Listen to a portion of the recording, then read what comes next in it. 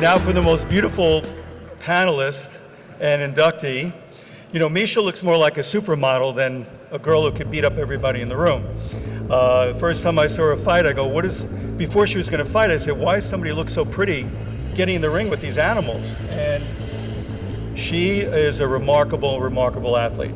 American professional mixed martial artist. She currently competes in the women's bantam division of the UFC, of which she is a former women's UFC world champion. She was formerly the Strikeforce world champion, the bantamweight, and she also captured the 135-pound championship of bantamweight in the freestyle cage fighting as well.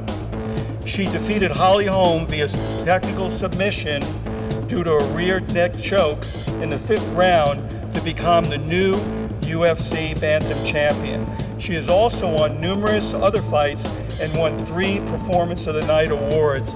A remarkable, remarkable female athlete, tough as nails, bright, articulate. She's got the whole package. Let's give it up for Miesha Tate.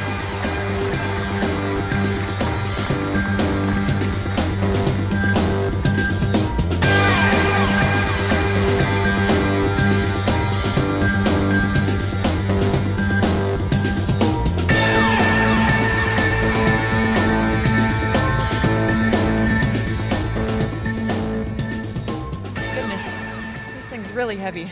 Might not be heavy. You made it look easy, but no surprise. It is really my pleasure and honor to be inducted tonight with such an amazing panel of people. I want to start with my thank yous.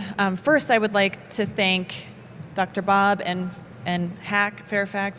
Thank you so much. Especially, he had to really track me down. I am not an easy person to get a hold of, so I know you would. I put you through the ringer, but thank you for thinking of me and bringing me here today. I really appreciate it. The International Sports Hall of Fame, I think what you guys do, what you stand for, the work that you do in the community is incredible. So I'm really glad to be here in some way representing that. I would also like to thank my parents, especially my mom, for raising me to not take no for an answer and to never segregate myself. I would like to say a huge thank you to my fiance, Johnny, over there. See that handsome man holding the camera on me? He's he is the framework to everything that I do. And it's so nice to have a supportive partner. As many of you know, when you have that person in your life who really stands by you, supports you, pushes you, keeps you on time to things, or at least in my case, that would be something that he does on the regular. And also a great father to our 2 children, which brings me to the next point. I would like to thank my children because they have given more to me than they could ever know. I have a 6-year-old daughter named Amaya and a 4-year-old son named Daxton, and they're just the most incredible little people on the planet, and they're a huge part of my reason why I do what I do and why I try to keep elevating and being the best version of myself. So now I'm going to tell you a little bit about my backstory and maybe how I got to this position. I started wrestling when I was a freshman in high school, and it wasn't because I set out to wrestle. I never was a big contact sports person. I didn't watch fighting. I didn't have older brothers. I don't have a history of anybody wrestling or doing contact sports in my family. So people were like, why would you do that? Well, it really came down to I didn't want to play basketball. That was the honest truth. I didn't want to play basketball, and it was the only women's sport offered during that season, but I wanted to play a sport. So my friend Sharon came up with this brilliant idea, why don't we go out for the wrestling team? I said, well, they don't have women wrestling on the wrestling team.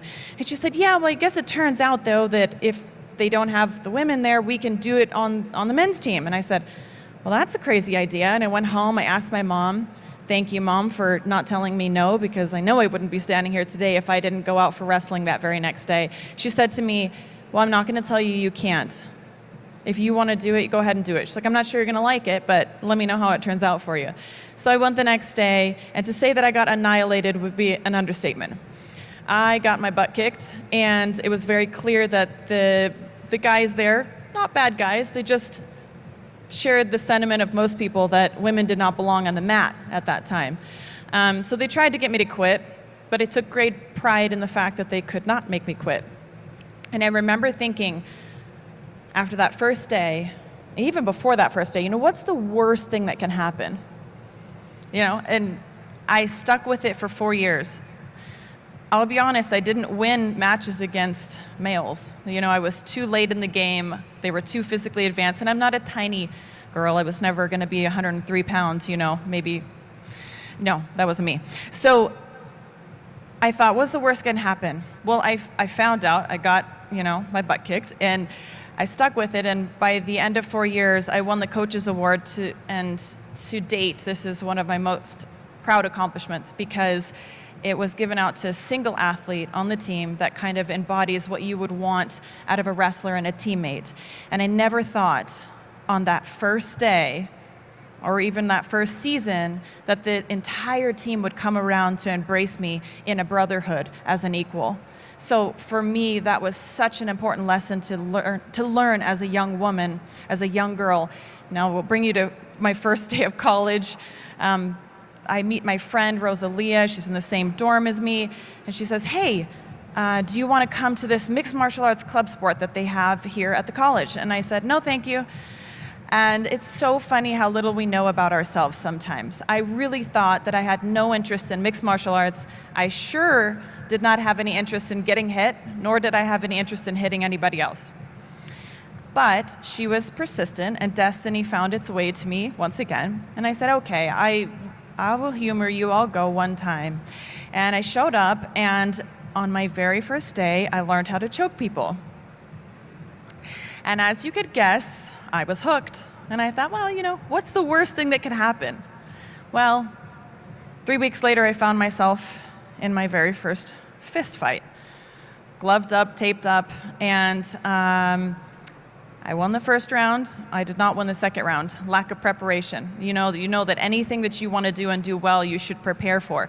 I didn't have that opportunity. I jumped in so quick to the sport that I got put in a Muay Thai clinch, and for those of you that know what that is, some pretty nasty knees came flying at my body and my face, one of which broke my nose, lost a lot of blood, and I was winning again by the end of the second round, but we go into the third round, and my coaches say, we're not letting you go back out there. They look like ghosts. Probably had never seen a female take this kind of damage. But I knew in that moment that a fighter had been born. I didn't exactly understand what I was going to go through and showing up in that moment, but I understood afterwards what I needed to do to be more prepared for the next moment. So I went on to win my next 6 fights, and then I got the call, or I said my coach got the call, hey, we're looking for a professional female, so this time I was amateur, professional female fighter to come to Evansville, Indiana and do this tournament. And I thought, well, what's the worst thing that can happen? We go there. I win the first fight. Second fight, I get knocked out with a head kick, and I'm talking out, cold, couldn't even remember my first fight. So I found out what the worst thing that could happen. It's the theme of this story. And I go home, I regroup, I revamp. I move on to win the Strikeforce Women's title. Then I lose that title via a very gruesome armbar. And then the UFC calls and says, we want women to come to the UFC. I'm like, of course, what's the worst thing that could happen? I'm making a career out of this at this point. And I continued on. I lost fights, I won fights. I finally got to the point where I had an opportunity to fight Holly Holm, and I win with a 5th round submission.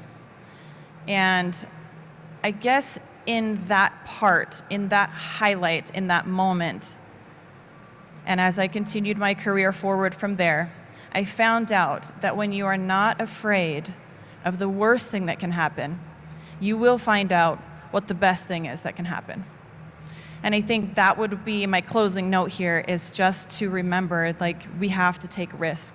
We have to take chances. We have to accept failure as a part of learning and a part of the journey. And when you do that, you're sure to find out what you're made of, and you're most likely to find out what the greatest things are in life. So thank you again for having me today. I'm so honored to have this reward, and now I'll let it move on to the next. Thank you, guys.